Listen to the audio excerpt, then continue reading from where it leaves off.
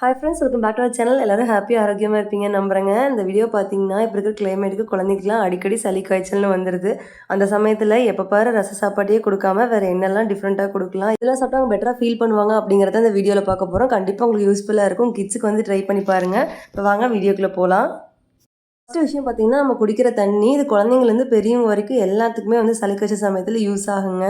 ஒரு பாத்திரத்தில் வழிய தண்ணி வச்சுட்டு அது கூட ஒரு 5-6 துளசி இலை, அது கூடவே வந்து 2-3 கற்பூரவள்ளி இலை, இது போல் கிள்ளி ஆட் பண்ணிக்கோங்க. இது டிஸ்டர்ப் பண்ணாமல் நைட்டு அப்படியே விட்டுறலாங்க. நெக்ஸ்ட் டே எடுத்து பார்த்தீங்கன்னா கொஞ்சம் அதோட எசன்ஸ் வந்து உள்ளே இறங்கியிருக்கும். நம்ம இனிமேல் வந்து இதை அடுப்பில் வச்சு நல்லா சூடு பண்ணிக்கலாம். எடுத்த உடனே சூடு பண்ண அவசியம் இல்லை. இது போல் ஓவர் நைட் சோக் பண்ணிவிட்டு அதுக்கப்புறம் சூடு பண்ணிக்கலாங்க.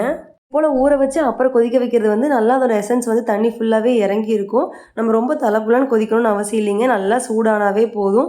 இதை அப்படியே ஒரு ஃப்ளாஸ்கில் மாற்றி வச்சுக்கோங்க. எப்போ பார்த்தாலும் அடிக்கடி சூடு பண்ணிட்டு இருக்கிறதுக்கு பதிலாக இது போல் ஃப்ளாஸ்கில் ஊற்றி வச்சிட்டிங்கன்னா கொஞ்சம் வேணுங்கிற அளவுக்கு இன்னொரு டம்ளரில் மாற்றிட்டு ஆற வச்சு குழந்தைங்களுக்கு கொடுத்துக்கலாம்.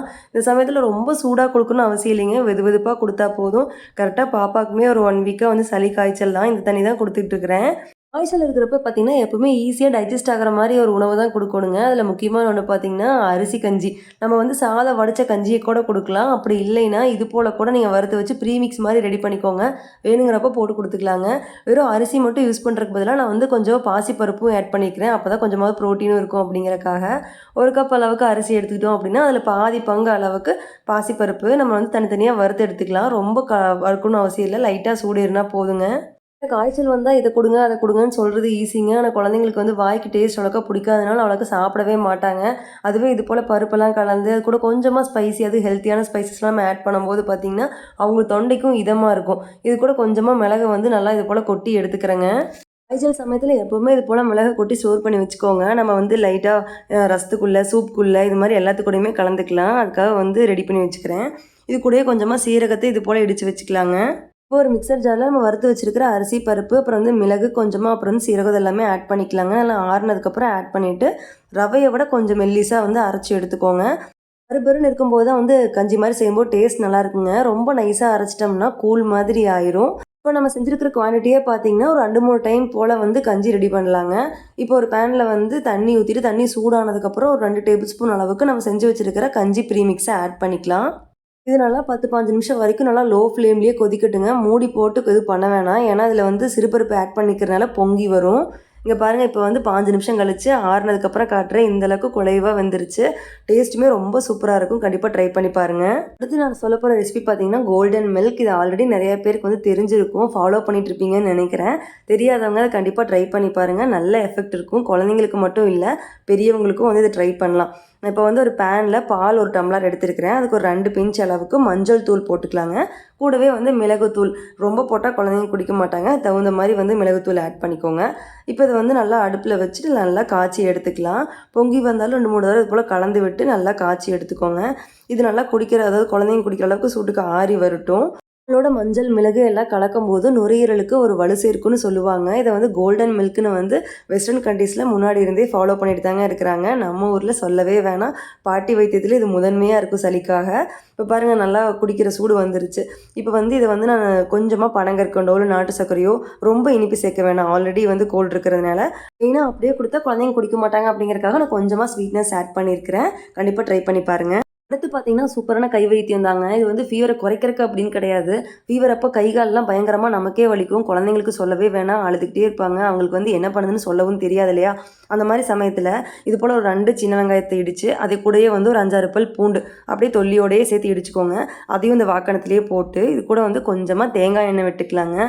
இதை வந்து நல்லா அடுப்பில் வச்சு ரொம்ப வணக்க வேண்டியதில்லை. லைட்டாக அந்த சூடு ஏறி அந்த வாசனை வரும், அது மட்டும் வந்தால் போதுங்க. அப்புறம் அந்த எண்ணெயை கை பொறுக்கிற சூடு வந்ததுக்கப்புறம் குழந்தைங்களுக்கு கை கால்லாம், நெஞ்சில், அப்புறம் வந்து முதுகு தண்டிலாம் தேய்ச்சி விட்டீங்க அப்படின்னா ஒரு நல்ல ரிலீஃப் கிடைக்கும். இதுவே 1 வீக்காக எனக்கு பாப்பாக்குன்னு எல்லாருக்குமே சளி காய்ச்சல் தாங்க. பாப்பாவுக்கு இது போல் ஆயில் ரெடி பண்ண போது நானுமே யூஸ் பண்ணிக்குவேன். எனக்குமே கொஞ்சம் வெடுக்குன்னு இருக்கிற மாதிரி இருக்கும். ஸோ கண்டிப்பாக ட்ரை பண்ணி பாருங்கள். முதல்ல நிறைய பேர் ஃபீவர் அப்போ குழந்தைங்களுக்கு வந்து மோர் கொடுக்கக்கூடாது, தயிர் கொடுக்கக்கூடாது, அதுக்கப்புறம் ஜூஸி, இளநீர் எதுவுமே கொடுக்கூடாதுதாங்க நினச்சிக்கிட்டு இருக்கோம். டாக்டர்ஸ் எப்போவுமே வந்து ஹைட்ரேட்டடாக குழந்தைகளை பார்த்துக்கோங்க அப்படின்னு தான் சொல்லுவாங்க. ஃபீவர் வந்து எப்போ ரொம்ப மோசமான கண்டிஷன் போகுதுன்னா, ரொம்ப அவங்க டீஹைட்ரேட் ஆயிட்டாங்கன்னா தான் அந்த மாரி கண்டிஷனுக்கு போயிருவாங்க. ஸோ, நல்லா நீராகாரமா குடுக்குறது வந்து ரொம்ப நல்லது தாங்க. மோர் கூட கொஞ்சமா ஒரு சின்ன துண்டு இஞ்சி இது போல தட்டி சேர்த்திட்டு, நெறைய தண்ணி சேர்த்து இது போல அடைச்சு குழந்தைங்களுக்கு குடுத்துட்டு வாங்க. ரொம்ப ஹைட்ரேட்டடா வச்சிருக்கும். கூடவே நீங்க இளநீ குடுக்கலாம். இல்ல சளிலாம் வந்து ரொம்ப சிவியர் ஆயிருமோன்னு பயந்தீங்கன்னா, டபுள் பாயிலர் மெத்தட்ல கொஞ்சம் லைட்டா சூடு பண்ணி கூட குடுக்கலாம். இது மேலேயில கொஞ்சமா மிளகுத்தூள் வந்து ஸ்ப்ரெட் பண்ணிட்டு இத குடுப்பேங்க. ஃபீவர் டைம்ல ஃப்ரூட்ஸ் குடுக்கலாமா? அப்படிங்கிற ஒரு பெரிய டவுட் தாங்க. நான்லாம் பாப்பாக்கு குடுக்கவே மாட்டேன். பாப்பாக்கு பீடியாட்ரிஷியன் சொல்லும்போது வந்து எங்கள தான் திட்டுனாங்க. ஃப்ரூட்ஸ் எல்லாம் கண்டிப்பா குடுக்கலாம். அதுல அவங்களுக்கு தேவையான மினரல்ஸ் அண்ட் விட்டமின்ஸ் வந்து இந்த ஸ்டேஜ்ல வந்து கண்டிப்பா வேணும். என்னென்ன ஃப்ரூட்ஸ்ன்னு பார்த்தீங்கன்னா, ஆப்பிள், மாதுளை, அப்புறம் ஸ்வீட்னஸ் கொஞ்சம் கம்மியா இருக்கிற மாரி வெரைட்டில பனானா குடுக்கலான்னு சொன்னாங்க. ஃபீவர் டைம்ல குழந்தைங்களுக்கு எத செஞ்சு குடுத்தாலுமே அவ்வளோக்கா வாய்க்கு வந்து பிடிக்கவே பிடிக்காதுங்க. பட் நீங்க இத ட்ரை பண்ணி பாருங்க. நான் கொஞ்சமா சுடு சாதத்துக்கு கூட நல்லா பால் வெதுவெதுப்பா இருக்கிற பால ஊத்திட்டு, தேவையான அளவுக்கு உப்பு போட்டு நல்லா மசிச்சுக்கோங்க. இந்த பால் சாப்பாடு நம்ம நார்மலா குழந்தைங்களுக்கு ஊட்டுறது தான். எனி டைம் ரசமே குடுக்கறதுக்கு பதிலா இது போல பால் சாப்பாடு குடுக்கும்போது, அவங்களுக்கு கொஞ்சம் விரும்பி சாப்பிடுறதுக்கு சான்சஸ் அதிகமா இருக்கு. ஏன்னா நான் பாப்பாவுக்கு வந்து ஃபீவர் இருக்கிறப்ப அதிகமா பார்த்தீங்கன்னா, இந்த பால் சாப்பாடு, தோசை கூடயுமே பால ஊத்தி உப்பு போட்டு அதான் தொட்டு குடுப்பேன். அப்ப கொஞ்சமா சாப்பிட்டுக்குவா. பால் சாப்பாடு, நெய் சாப்பாடுலாம் குடுக்கலாங்க. நெய் கூட வந்து சீக்கிரமே செரிமானம் ஆகாதுன்னு சொல்லுவாங்க. ஸோ, நீங்க வந்து பால் சாப்பாடு தாராளமா இது போல நொங்காட்ட கரைச்சு குடுங்க. கண்டிப்பா சாப்பிடுவாங்க. இன்னும் ஈஸியான ரெசிபீஸ் பார்த்தீங்கன்னா, நெறைய வெஜிடபிள்ஸ்லாம் போட்டு நல்லா வேக வச்சு கிச்சடி மாரி செஞ்சு குடுக்கலாங்க.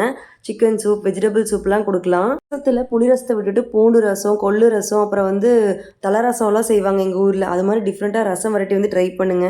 உங்களுக்கு தெரியலன்னா நான் அப்கமிங் வீடியோஸ்ல அதையுமே நான் வந்து போஸ்ட் பண்றேன். நான் ஃபாலோ பண்ற சில ரெசிபீஸ் வந்து உங்க கூட ஷேர் பண்ணிக்கிட்டேன். இனி அடுத்து வந்து என்னலாம் பண்ணக்கூடாது அப்படிங்கிறத பத்தி பார்க்கலாங்க. ஃபீவர் டைம்ல எக்ஸ் வந்து அதிகமா கொடுக்கக்கூடாதுங்க. 2, 3 நாளுக்கு ஃபீவர்லாம் ஓரளவுக்கு சரியாயிருச்சு அப்படின்னா வேணா பாயில்ட் எக் ஒரு ஹாஃப் மட்டுமே குடுக்கலாம். அதுக்கப்புறம் டேஸ்ட் வரணும் அப்படிங்கிறதுக்காக நான் நிறையா மசாலாஸ் யூஸ் பண்ணி சாப்பாடு செஞ்சுருப்போம் பார்த்தீங்களா? அது மாரி மசாலாக்கள் ஆட் பண்ணாம குழந்தைங்களுக்கு குடுத்துக்கலாங்க. அதே மாரி டீப் ஃப்ரை பண்ண ஐட்டம் கண்டிப்பா அந்த அப்ப கொடுக்கவே கூடாதுங்க. நார்மலா இருக்கிற டைம்ல அவங்க சாப்பிடுற மாரி அதே அளவுக்கு வந்து சாப்பாடு வந்து சாப்பிடணும் அப்படின்னு எதிர்பார்க்காம, கொஞ்சம் கொஞ்சமா போர்ஷனா எடுத்துட்டு ஒரு 2, 3 டைம் ஸ்ப்ளிட் பண்ணி குடுத்து பழகுங்க. கண்டிப்பா சாப்பிடுவாங்க. ஒரே மாரி குடுக்காம இப்ப இட்லின்னு எடுத்துக்கிட்டீங்கன்னா, பியூரீஸ்லாம் உள்ள ஆட் பண்ணிக்கலாம். அப்படி ஆட் பண்ணும்போது அவங்க வந்து டிஃப்ரெண்ட்டா இருக்கேன்னு சொல்லி சாப்பிடுவாங்க. கண்டிப்பா இந்த வீடியோ உங்களுக்கு யூஸ்ஃபுல்லா இருக்கும்னு நெனைக்கிறேங்க. வீடியோவோட எண்டுக்கு வந்தாச்சு. இவ்வளோ நேரம் வீடியோ பொறுமையா பார்த்ததுக்கு ரொம்ப தேங்க்ஸுங்க. இந்த ரெசிபீஸ்லாம் ட்ரை பண்ணி பாருங்க. அடுத்து இதே போல யூஸ்ஃபுல்லான வீடியோல சந்திக்கிறேன். Until then bye from Indu Gautham.